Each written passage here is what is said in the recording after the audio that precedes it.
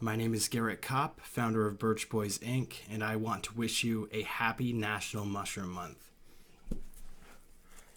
That was a Halloween costume that I had made for myself in 2019. And Amanita muscaria, the mushroom I was just wearing on my head, is the mushroom that I am really excited to talk to you guys about today. We have some chaga tea. I'm going to talk about a lot of things, but really I'm going to focus on Amanita muscaria variant guessowii. It's one of the best stories that's gone largely untold, in my opinion. It's enlightening about the world of fungi, and I plan to produce more content like this throughout the month. So I think this will be a really good taste before I turn it over to you guys and ask you to ask me questions. So my next video I want to do as a Q&A, and I want to do several Q&As throughout the month of September. So in the comment section of this video, when I'm finished, please ask me a question about fungi. Please subscribe or follow me if you haven't already. And without any further ado, let's get started. So some good context before I get into this is that I recently created a TikTok, and I made a TikTok about Amanita muscaria. Granted, there's only 60 seconds to make a TikTok video, so there's a lot of information, and I kind of over-explained and oversimplified what this ancient process of making the sacred wine from Amanita muscaria, and it went viral. It got like 2 million views. So shout out to everyone on TikTok. I now have 46,000 followers. I'm trying to be more consistent on my social media channels. But let me just start by playing the TikTok. You have to take the Amanita muscaria and dry it under 140 degrees, because otherwise you kill the active ingredient. And then once you've done that, you grind the cap in just like a food processor. Then you take a little pinch of that and you put it into pasteurized grape juice. You have to buy like grape juice from the store, pasteurize it, add just a little speck of the Amanita cap dust. And what it will do is actually start to form a liquid culture of Amanita muscaria on the juice. And it forms this fleece, like a blanket of snow, that covers the top of your juice. And that fleece is active mycelium.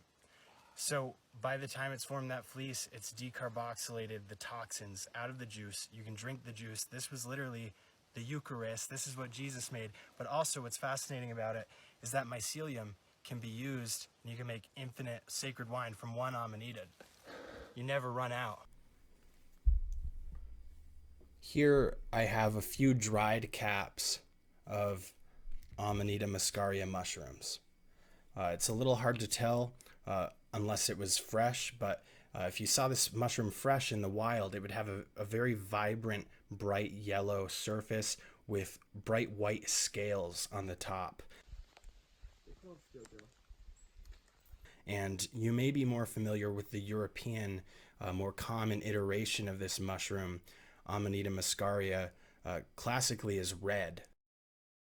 So this is the mushroom emoji. This is the Mario mushroom. This mushroom is also known as the fly agaric because you can use it to make a potion that repels flies, from what I understand. But what I want to talk to you about is Amanita muscaria variant guessowii. That is the yellow variant that we have here in the northeastern United States. And before I get started, this is a toxic mushroom. I want everyone to understand that. By no means in my TikTok was I trying to encourage people to make the sacred wine. It was really just a moment captured by a friend serendipitously as I found Amanita muscaria for the first time in 2020, or 2021 rather. And I was so excited, and I was explaining to him how to make this sacred wine in my excitement, and he happened to film it. So let's talk about the sacred wine. Amanita muscaria is a toxic mushroom, like I said, but it's also psychoactive. So there is a neurotoxin in Amanita muscaria known as ibotenic acid. Ibotenic acid seems to be a neurotoxin that causes lesions on the brain. So this is not anything that you would want to mess with. But what we do know is that ibotenic acid decarboxylates into muscimol. Muscimol is a GABA agonist. It's not a protagonist, it's not an antagonist. It's an agonist on your GABA receptor. And all that we really know from that is that it directs change in the way that your neuronal messaging occurs, and the way that your brain signals are firing. So this mushroom has been known to cause a number of different psychoactive effects. Muscimol has been known to show a number of different psychoactive effects. Some people like it, some people don't like it. Some people say it makes them feel like they're light, or like they're floating on air. Some people say it has stimulant-like properties. Some people say it has depressant-like properties, or can make you feel sleepy and really enhance your dreaming.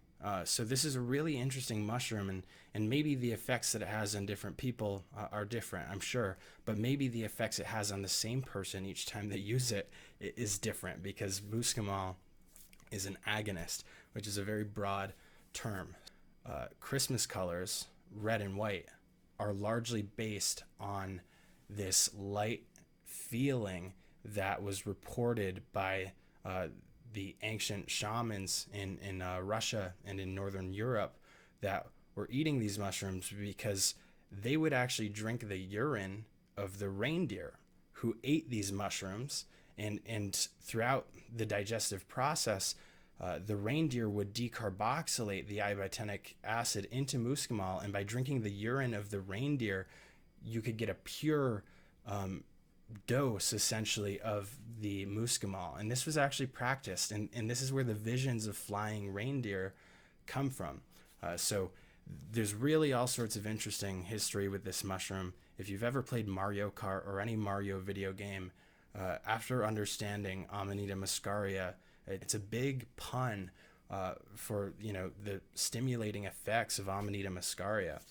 The Vikings used to eat Amanita muscaria before battle, and they had this thing called the war dance, which was like the mark of a true warrior. And the war dance was a way to scream and physically agitate your body and move in a way that actually allowed your metabolism to decarboxylate the mushroom without going through any sort of heating or acidity process. So not everyone could perform the war dance, but the war dance was actually done by experienced warriors as they ate these mushrooms for their stimulating properties before battle. And this is the berserker state of mind, the berserker stereotype. It's why in Mario, when you hit the right mushroom, or Amanita muscaria, you grow and become invincible. So this is really a remarkable mushroom. And I always think, a flip of the coin and Christmas could have been yellow and white if North American Amanita muscaria had as much prominence and recognition as its European counterpart. On that note, I did find a study that I purchased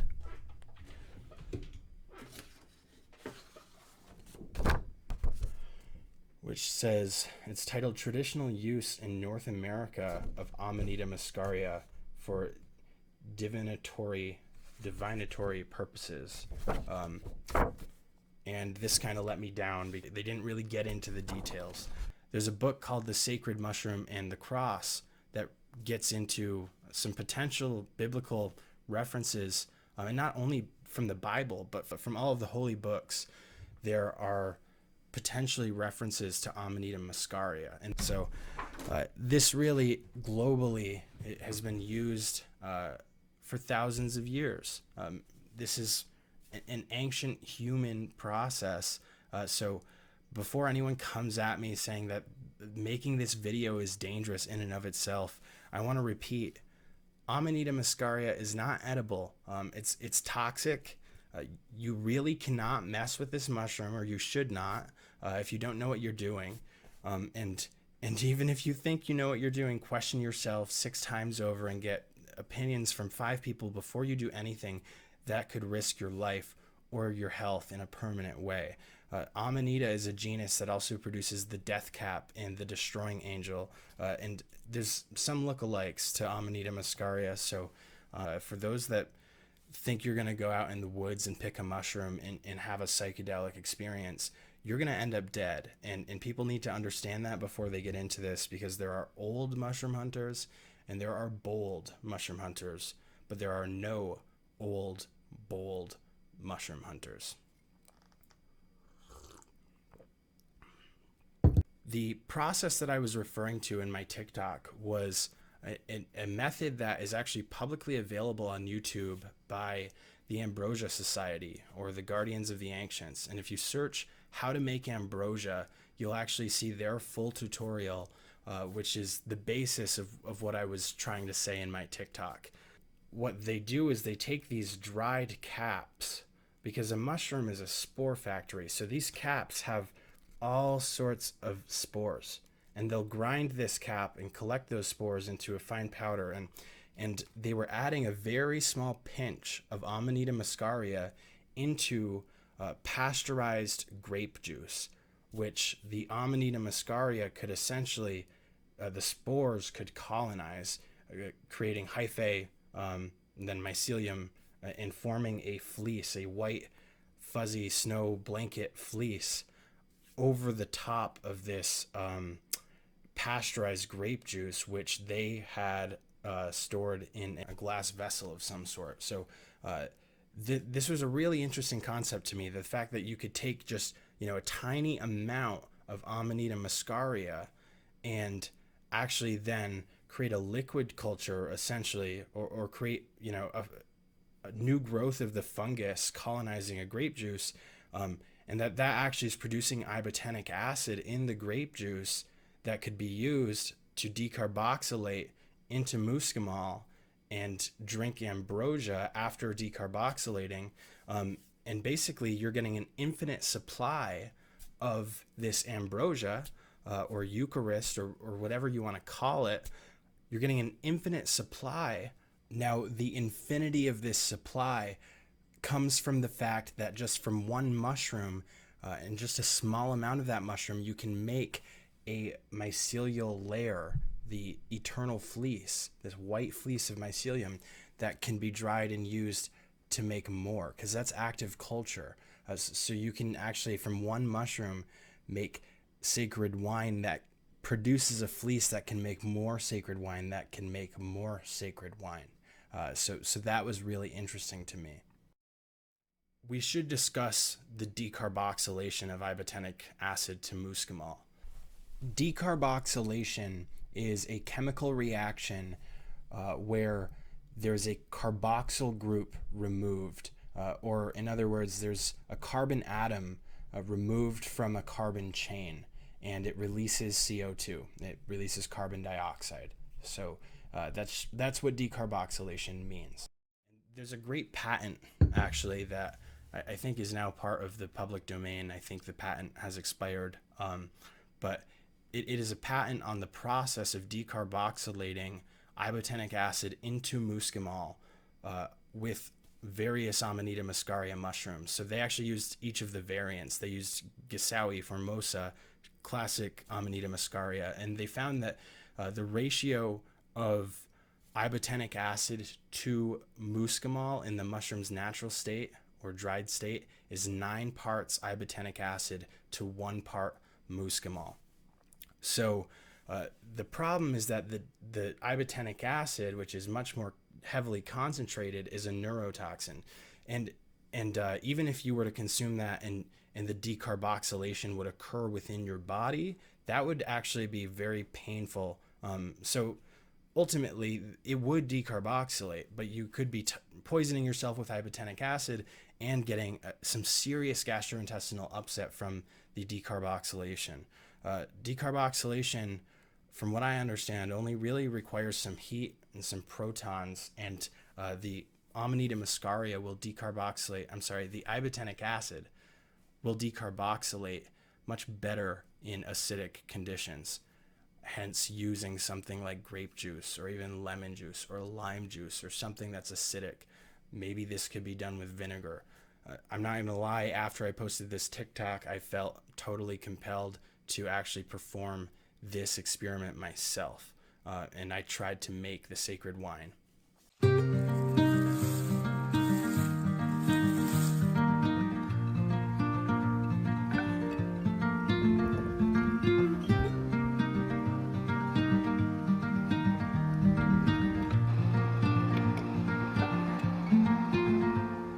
Okay. This is going to be a bit of a process. This is a dehydrator I used to dry these mushrooms at a low temperature. The goal is to keep it under 120 degrees. I did accidentally let that go above 130 degrees. So I'm not sure how exact that temperature actually flows through this. I think it's probably just a rough indication. So I wish I would not have made that mistake, but unfortunately I did.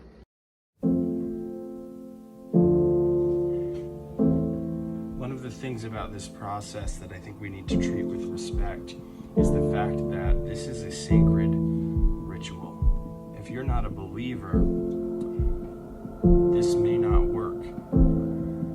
Let us begin.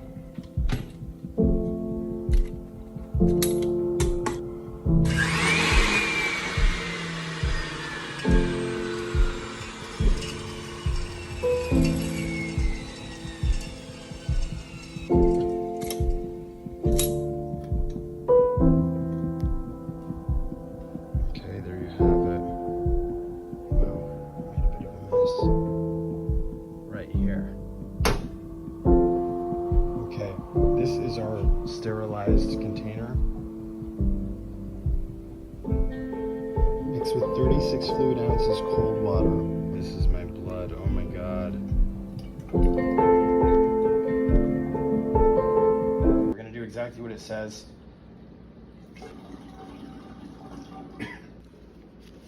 This is Tyvek. Trim that up and neaten it and seal it. Use a rubber band or two to hold it. We just need to pasteurize it at this point. We're going to use the stove to heat it, but the way we're going to do it is to actually elevate our vessel and stand it on that tray. So we're going to fill that with distilled water, and then we're going to take this. We're going to cover the entire thing. The goal is actually to steam it and make sure that 100% of it is pasteurized, even the outside of that container. And the water level should be up, at least level with the juice, in order to do this smoothly and uniformly. I fortunately have a stainless steel temperature checker, so I'll plug that in, and I'm gonna set up this entire pasteurization apparatus. Will get the temperature between 170 and 175 degrees, and we'll be cooking.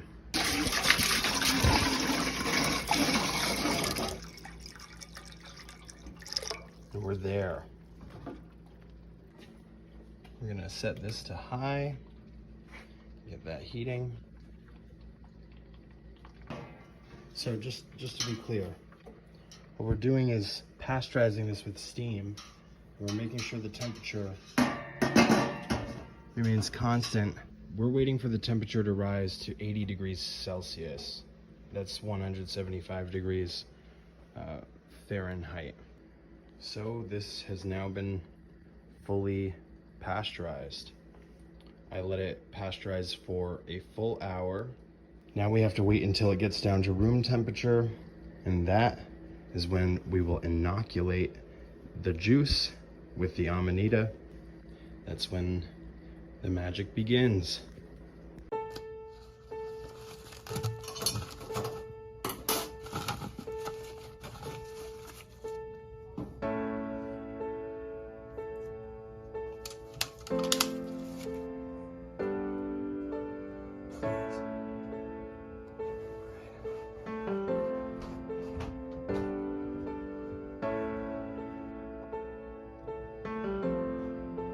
I just inoculated the sacred wine.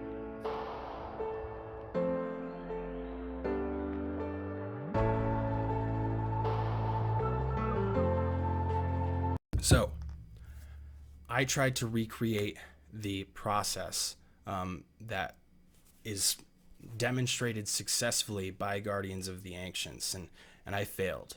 Where I failed was at the step of the fungus resurrecting and colonizing itself on the pasteurized grape juice. This is now the second time I've tried this, and I really took careful measures to be free of contaminants, but the culture got contaminated with bacteria or mold or other fungi, other organisms before the Amanita muscaria actually could form its full fleece. And you could see it starting, but it didn't work out successfully. And to me, by far, that is the hardest part of this process. And everything that you do matters. The type of water you choose. You can't choose tap water. You shouldn't really do distilled water. You could do deionized water. You could do reverse osmosis water. The better quality of your water, the better the chances are of success. When you dry your Amanita muscaria, you need to be very careful. When you dry it, it needs to be under 140 degrees so that you're not killing the spores and their ability to actually colonize the mushroom and produce hyphae and then mycelium. So there's really a lot to this. I failed. Guardians of the Ancients pretty clearly does this successfully. It is a real thing, in my opinion, that can be done. And I do think one day I will do it, but it's really just a lot to get into. But with that in mind, despite having failed to make this sacred wine that I talked about on TikTok, I did decarboxylate some ibotenic acid into muscimol, and I'm not going to get into how I did that because I don't want anyone to try and do it. I don't encourage anyone to do this, but I want to explain my experience. So I essentially drank 200 milliliters of liquid of ambrosia that I had derived from 2.5 grams of dried Amanita muscaria caps after decarboxylating it over 48 hours. So it's worth mentioning that the dosage of something like Amanita muscaria is very underdeveloped. It seems like you need a lot more of it than you would like a psilocybin mushroom. So 2.5 grams is probably a microdose of Amanita muscaria.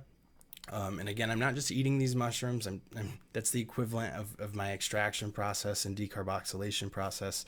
But it did produce a number of different effects. I did this. My mom made me promise that I would do it while she was here visiting in August. So I did this under supervision. But here's how it went.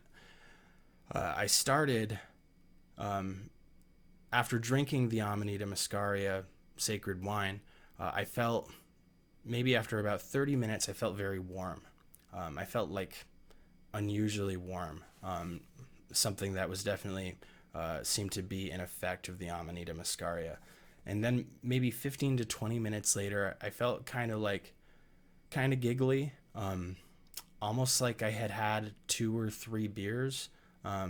2 beers. I have a high alcohol tolerance, but I don't drink much. So I didn't feel drunk, but I felt like I was, loosened up, and maybe had some very minor sort of spatial perception distortions. I just kind of felt like in a bit of a new world, like a fresh perspective, and I still felt warm. Shortly after that, I started to feel almost like I had smoked marijuana. I don't like to smoke marijuana because it makes me extremely confused. And every time I do it, I end up wondering why I did it in the first place. So then I kind of started to feel confused, which was very different than the effects that felt like I was buzzed from alcohol. And that lasted really only for about 20 to 30 minutes, just like the previous effect I had felt.